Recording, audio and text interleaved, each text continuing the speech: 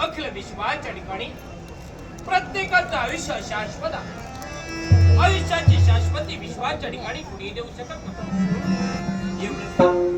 प्रत्येकाला लाभलेले आप्त सगळे लाभलेली धन संपत्ती क्षणाची सुटते. मग या विश्वाच्या ठिकाणी शाश्वत काय असते? प्रत्येकाने आपल्या जीवनात आचरणात आणलेला धर्म आणि स्वजीवनात संपादन केलेली आणि त्याच कृतीच्या उच्चतम शिखरावर निश्चित होण्यासाठी या कुशध्वजानं आपले प्रयत्न चालूच ठेवले.